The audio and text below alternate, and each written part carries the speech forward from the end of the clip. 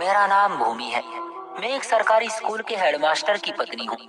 मैं अपने ससुराल में केवल 4 महीने ही रह पाई थी कि फिर मेरे पति का तबादला दूर दराज के इलाके में हो गया, तो मैं उनके साथ चली गई। यहाँ आते ही मेरे पति का रवैया बदल सा गया। वो सारा दिन बौखलाए बौखलाए से रहते थे। अक्सर रातों को चीख उठते थे। मैं वजह पूछती तो कहते कि डर लगता है। मैं हैरान थी कि आखिर मेरे पति के इस रवैये के पीछे वजह क्या है। मैं उस इलाके में नई थी, तो किसी को जानती भी न थी, तो मदद किससे मांगती। मैंने सोचा मोहल्ले वालों से जान पहचान हो जाएगी तो आना जाना हो जाएगा, यूं दिल भी आसानी से लग जाएगा। मैंने सोचा कि वेजिटेबल बिरयानी का बड़ा भिगोना बना लेती हूँ और सबके घर एक एक प्लेट दे आऊंगी। इसी बहाने जान पहचान भी हो जाएगी। मैंने बड़ी मेहनत और मोहब्बत से बिरयानी बनाई। खुशबू सारे घर में फैल चुकी थी। मैंने 3 प्लेटों में भरकर बिरयानी डाली और ट्रे में रखकर जूं ही बाहर निकली तो मेरी नजर सामने ही कचरे के डिब्बे पर जा पड़ी। सामने का मंजर बड़ा ही दिल चीर देने वाला था। एक औरत कचरे के डब्बे से खाना तलाश कर करके खा रही थी। मेरे दिल पर एक धक्का सा लगा था। मैं जल्दी से आगे बढ़ी और उस औरत का हाथ पकड़कर अपने साथ घर ले आई और उसके सामने ताजा ताजा बिरयानी रख दी। वो बड़े चाव से खा रही थी, यहाँ तक कि वो 21 प्लेट खाकर उठी तो आशीर्वाद देकर बोली, जा बेटी, ऊपर वाला तुझे 21 बेटे दे। मैं हंस पड़ी क्योंकि ऐसा होना मुमकिन नहीं था। मगर 7वें ही महीने में जब अस्पताल पहुंची तो डॉक्टर मुझे लेबर रूम में ले गई। 3 घंटे बाद होश आया तो ये देखकर दंग रह गई कि मेरे 20 बच्चों के साथ साथ उस बूढ़ी औरत का भी एक। कुछ महीने पहले ही मेरी शादी हुई थी। जिंदगी खुशहाल थी, मगर मैं अपने पति रितेश को समझने में अब भी नाकाम रही थी। अच्छा कमाते थे, समझदार और संस्कारी थे, मगर औलाद का तो नाम सुनकर ही भड़क उठते थे। जबकि मेरी ख्वाहिश यही थी कि मेरी शादी के फौरन बाद मेरी औलाद हो जाए, क्योंकि मैंने अपनी दीदी से सुन रखा था कि औरत के कदम ससुराल में उसी वक्त मजबूत होते हैं जब वो उनको वारिस दे देती है। मेरा ससुराल कोई लंबा चौड़ा नहीं था। सास ससुर तो जिंदा नहीं थे, बस 2 जेठ, उनकी पत्नियां और बच्चे ही थे। सब अपनी अपनी जिंदगियों में मग्न थे। उनको इस बात से कोई फर्क नहीं पड़ता था कि मैं वारिस देती हूँ या नहीं, मगर मैं अपने पति के दिल में जगह बनाना चाहती थी। लेकिन रितेश तो औलाद के नाम से ही बिफर जाते थे। मैंने रितेश से पूछ लिया कि वो ऐसा क्यों करते हैं, तो उन्होंने बड़े सख्त तेवरों से मुझे घूरा था। वो बोले, भूमि, मेरी एक बात कान खोल कर सुन लो, ना मुझे आज औलाद की जरूरत है और ना ही 10 साल बाद होगी। अगर तुम इस तरह मेरे साथ जिंदगी गुजारना चाहती हो तो ठीक है, नहीं तो मैं तुम्हें तलाक दे देता हूँ। तुम कहीं और अपना घर बसा लो। मैं रितेश की बातें सुनकर रोने लगी। मैं बोली, अभी हमारी शादी को वक्त ही कितना हुआ है जो आप मुझे तलाक की धमकी दे रहे हैं। रितेश मुझे रोता देखकर परेशान हो गए थे। वो बोले, मैं तुम्हें हकीकत से आगाह कर रहा हूँ ताकि ये ना हो कुछ समय बाद तुम रोने धोने लगो कि मेरी जिंदगी के इतने साल बर्बाद कर दिए और हकीकत मुझसे छुपा कर रखी। अब तुम्हारी मर्जी है, चाहे तो मेरा साथ चुन लो या फिर हम अपने रास्ते जुदा कर लेते हैं। मैंने सोचा कि मैं एक ना एक दिन तो रितेश को राजी कर ही लूंगी, इसलिए बोली, मैं आपका साथ चुनती हूँ। रितेश मुस्कुरा दिए थे। फिर उनका तबादला दूर दराज के इलाके में हो गया तो हम वहाँ चले गए थे। रितेश वहाँ जाकर अक्सर ही बदल गए थे। हर घड़ी किसी गहरी सोच में डूबे रहते थे, न हंसते न कोई बात करते। अब तो खाना पीना भी छोड़ रखा था। मैं हैरान थी। हम एक अनजान जगह पर आए थे जहाँ मुझे अपने पति के साथ की जरूरत थी। मेरा दिल बिल्कुल भी नहीं लगता था। ऐसे में हम दोनों पति पत्नी एक दूसरे का सहारा बनते, मगर रितेश ने तो मुझसे बात करना तक छोड़ दी थी। मैं समय समय पर उनसे बात करती रहती थी, वो बस हूँ हाँ में ही जवाब देते थे। एक रात मेरी आंख रितेश के चीखने से खुली थी। मैं बहुत घबरा गई थी। रितेश बच्चों की तरह बिलख बिलख कर रो रहे थे। मैं बोली, रितेश, आपको क्या हुआ है? तो बोले, बुरा सपना देखा है, डर गया हूँ, तुम मेरा हाथ पकड़ लो। वो सारी रात थोड़ी थोड़ी देर बाद चीखते रहे। रितेश का ये रूप देखकर तो मैं हैरान ही रह गई।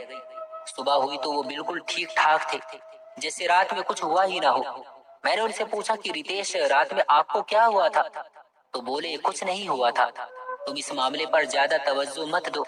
ये कहकर वो खाने की मेज से उठकर अपने स्कूल चले गए। मैं हरदम परेशान और उदास रहने लगी थी।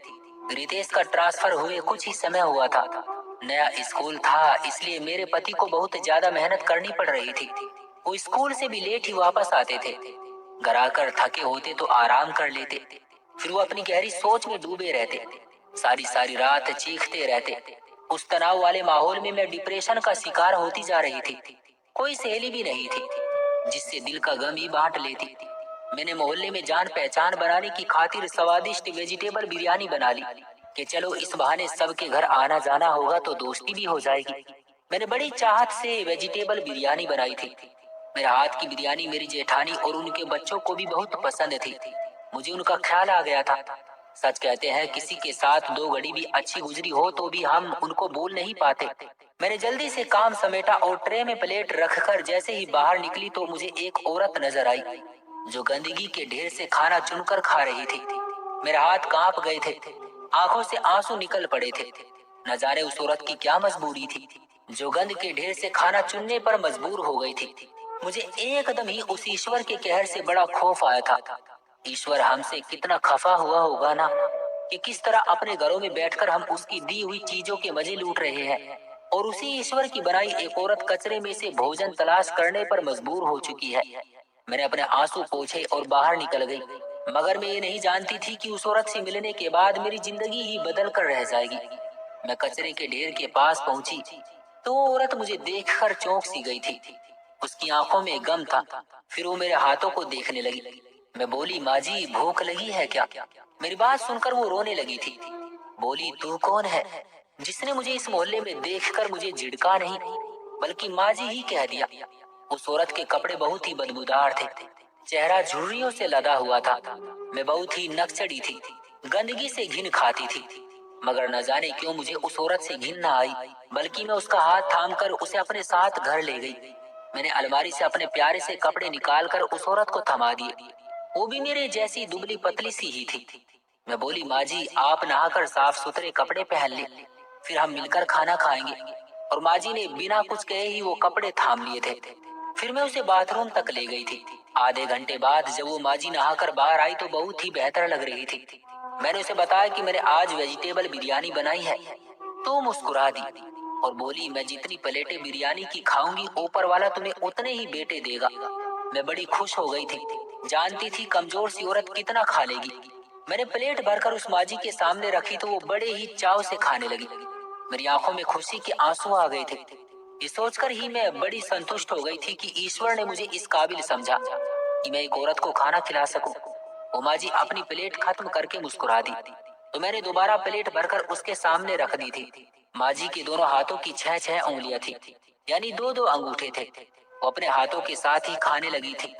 देखते ही देखते उस माँ जी ने 20 प्लेटें बिरयानी की चट कर ली थी। मैं 21वीं प्लेट भरकर लाई तो बड़ी घबराई हुई थी। मुझे अब माँ जी से खौफ आने लगा था। न जाने वो कौन थी, कोई इंसान तो इतना नहीं खा सकता था। 21वीं प्लेट खत्म करके माँ जी ने डकार ली और ईश्वर का धन्यवाद करके उठ खड़ी हुई। मैं दरवाजे तक छोड़ने गई तो माँ जी बोली, औलाद की तैयारी कर ले, ऊपर वाला तुझे जल्द खुशखबरी सुनाएगा। एक पल को तो मैं घबरा गई कि कहीं सच में मेरे घर 21 बेटे पैदा ना हो जाए। फिर सोचा कि ऐसा नामुमकिन है। मैंने आकर बर्तन समेटे, भिगोने में सिर्फ एक ही प्लेट बची हुई थी जो कि मैंने रितेश के लिए रख दी थी। मोहल्लेदारों के घर जाने का इरादा मैंने कैंसिल कर दिया था और कपड़े धोने लगी। कपड़े धोते हुए मुझे चक्कर से आ रहे थे, तबीयत भी बोझल सी हो रही थी। कपड़ों से फारिग होकर मैं सोफे पर बैठ गई थी। मैंने रितेश को फोन करके उन्हें घर जल्दी आने को बोला तो वो परेशान हो गए थे। मैंने उन्हें बता दिया था कि मेरी तबीयत ठीक नहीं है। वो आधे घंटे बाद ही घर आ गए, मुझे डॉक्टर के पास लेकर गए तो डॉक्टर के शब्द सुनकर मैं और रितेश दंग ही रह गए थे। डॉक्टर बोली, बधाई हो, आप माँ बनने वाली है। मैं और रितेश एक दूसरे को देखते रह गए थे।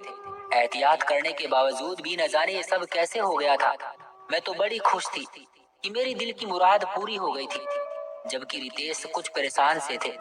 वापसी के रास्ते में मैंने रितेश से पूछा कि आप इस खबर पर बिल्कुल भी खुश नहीं हुए। तो अब मुझे ये फिक्र सता रही है कि मेरे बच्चे को न जाने बाप का प्यार मिलेगा भी या नहीं। रितेश खामोश ही रहे। अब इतना हो गया था कि वो घर वक्त पर आने लगे थे, मेरे लिए फ्रूट वगैरह भी ले आते थे। कामवाली की भी तलाश उन्होंने शुरू कर दी थी। डॉक्टर के पास चेकअप के लिए भी वक्त पर ही ले जाते थे। मैं इतने में ही खुश हो गई थी और मैं अक्सर अपने घर का दरवाजा खोलकर सामने कचरे के डिब्बे की तरफ देखती रहती थी कि मुझे वो औरत नजर आ जाए, उसका धन्यवाद करूं। मगर मुझे वो कहीं भी नजर न आई थी। न जाने वो कहाँ गायब होकर रह गई थी। आजकल रितेश नींद में फिर बेचैन रहने लगे थे। एक रात को फिर से चीखे और फिर दहाड़े मार मार कर रोने लगे। मैं घबरा कर रह गई थी। न जाने मेरे अच्छे भले पति को क्या हो गया है। मैं बोली, रितेश मुझे बताए आप क्यों परेशान हैं? रितेश रोते हुए बोला, मम्मी की बहुत याद सताती है। भूमि तुम जानती हो ना, मैं अपने भाइयों में सबसे छोटा हूँ। मैं 3 साल का था जब मम्मी मर गई थी। मम्मी के साथ बहुत अटैच था मैं। सोता भी तो उनके साथ ही था ना। मेरे बड़े भाई तो समझदार थे, वो अपने काम खुद कर सकते थे। मैं तो मम्मी के हाथों से ही खाना खाता था। मगर जब वो ये दुनिया छोड़ गई तो मैं भी पूरी दुनिया में बेसहारा हो गया था। बाबा अपने सदमे से बाहर ना आते थे तो हमारा क्या ख्याल रखते। मेरे बड़े भाई ही मुझे संभाले हुए थे। हम भाइयों की परवरिश की खातिर शांति बुआ अपने परिवार के साथ हमारे घर आ गई थी। तुम जानती हो भूमि, मुझे इस दुनिया में सबसे ज्यादा नफरत किसके साथ है? शांति बुआ के साथ। मैं बस इसीलिए औलाद नहीं चाहता था कि अगर तुम्हें कुछ हो गया या तुम मुझे छोड़कर चली गई तो हमारी औलाद बेसहारा हो जाएगी और रितेश बिखर जाएगा। रितेश रोते जा रहे थे। मैंने उनको दिलासा दी और उनसे माँ की आत्मा की शांति के लिए प्रार्थना करने को कहा। सुबह रितेश स्कूल जाने लगे तो मैंने एक पेपर पर सौदा लिख दिया। वो इतनी सारी चीजों के बारे में पढ़कर हंस दिए थे। वो बोले, आज किसी की दावत करने का इरादा है क्या? मैंने उनकी इस बात को टाल दिया। आज वो स्कूल से आधी छुट्टी लेकर आ गए थे। मैं पूरा घर चमका चुकी थी, दरी बिछी हुई थी। मैं चाहती थी कि रितेश की माँ की आत्मा की शांति के लिए घर में कुछ पूजा पाठ हो जाए। रितेश घर आए तो ये सब देखकर तो सख्ते में आ गए। वो बोले, ये सब क्या है भूमि? मैं खुशी भरे अंदाज में बोली, आपकी माँ की आत्मा की शांति के लिए घर में पूजा पाठ का इंतजाम किया है। मेरी बात सुनकर रितेश की आंखों में खून उतर आया था। वो चिल्लाकर बोले, भूमि शांति बुआ के बाद मुझे सबसे ज्यादा नफरत अपनी माँ से है और तुम ये सब सजा कर बैठी हो। तुमने मेरे जज्बात को ठेस पहुंचाई है। इतना कहकर रितेश ने मेरे मुंह पर थप्पड़ दे मारा था। मैं संभल ना सकी और सोफे पर जा गिरी थी। रितेश तोड़फोड़ करने लगे थे जबकि मेरे पेट में बहुत तेज दर्द शुरू हो चुका था। अभी तो मेरा 7वां महीना ही चल रहा था। मेरी चीख पुकार सुनकर रितेश घबरा गए थे और मुझे अस्पताल ले गए। डॉक्टर ने मेरा चेकअप किया तो बोली, डिलीवरी का वक्त हो गया है। फिर वो मुझे अपने साथ लेबर रूम में ले गई थी।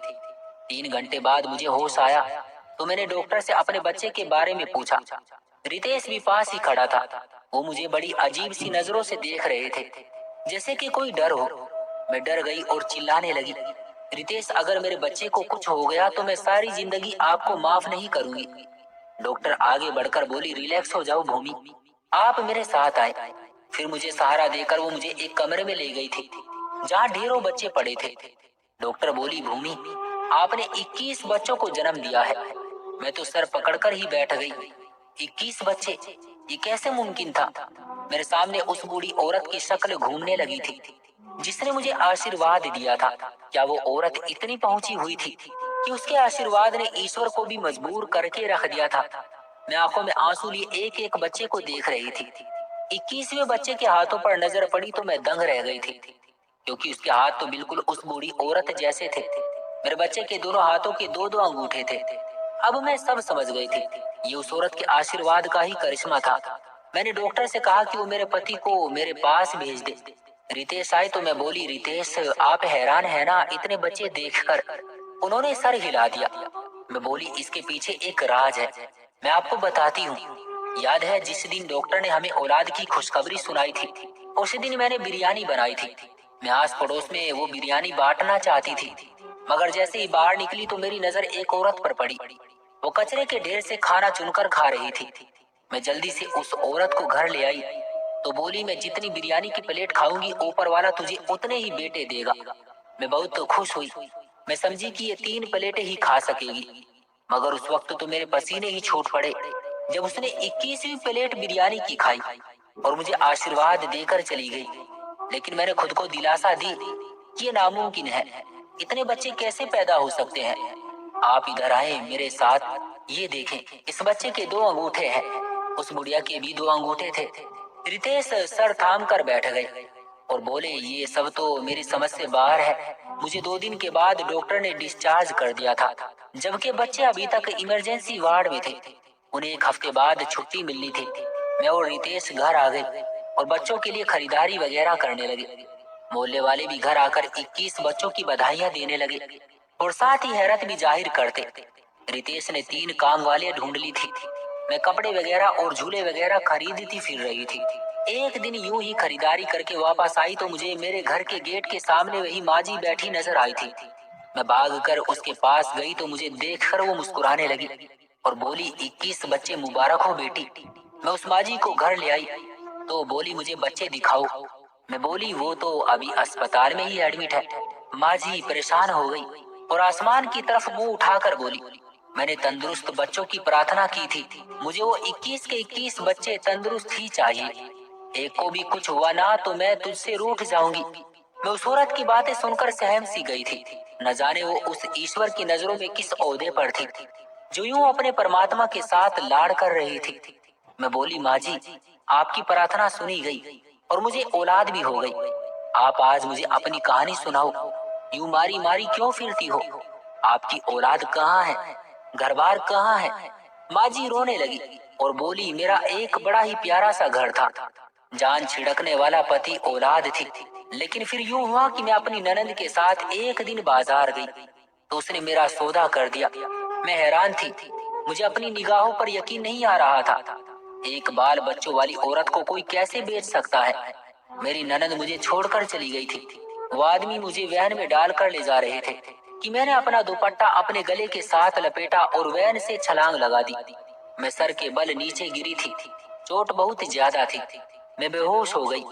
जब होश आया तो डॉक्टर देखकर बोली कि मरीज को होश आ गया है। एक नर्स ने बताया कि मुझे पूरे 20 साल बाद होश आया था। मैं सख्ते में ही आ गई थी। मेरे तो छोटे छोटे बच्चे थे, वो कहाँ होंगे?